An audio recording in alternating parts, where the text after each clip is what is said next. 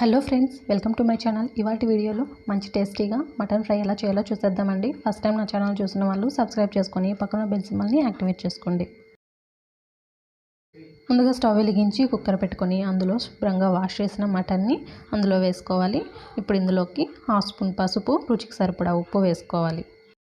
ఇప్పుడు ఇందులోకి 1/2 గ్లాసు నీళ్ళను వేసుకొని అంతా కలిసే విధంగా కలుపుకోవాలి. మటన్ ఉడికిన తర్వాత మటన్లోంచి నీళ్ళు అనేది బయటకు వస్తుంది కాబట్టి మనం ఇందులోకి నీళ్ళు ఎక్కువగా వేసుకోవాల్సిన అవసరం లేదు. ఇప్పుడు ఇందులోకి ఫ్రెష్గా ఉన్న పుదీనా ఆకుల్ని ఈ విధంగా సన్నగా కట్ చేసి వేసుకొని కుక్కర్ మూత పెట్టి ఒక 6-7 విజిల్లు వచ్చే వరకు మెత్తగా ఉడికించుకోవాలి. ఇప్పుడు ఒక మిక్సీ జార్ తీసుకొని ఇందులోకి అల్లం ముక్కలు కొన్ని, వెల్లుల్లిపాయలు కొన్ని, లవంగాలు 2, దాల్చిన చెక్క కొద్దిగా,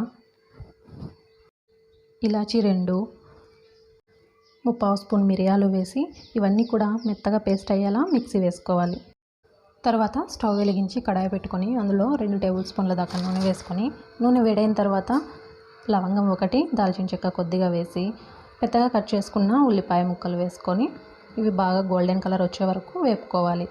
ఇవి ఈ విధంగా బాగా వేగిన తర్వాత ఇందులోకి పచ్చి కరివేపాకును కూడా వేసి కరివేపాకును కూడా బాగా రోస్ట్ చేసుకోవాలి.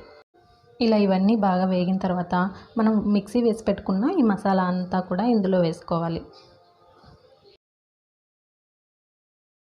ఇందులోకి 1/2 స్పూన్ పసుపు, 1 స్పూన్ ధనియా పౌడర్, 1 స్పూన్ కారం వేసి ఇవన్నీ కూడా పచ్చివాసన పోయే వరకు బాగా వేపుకోవాలి.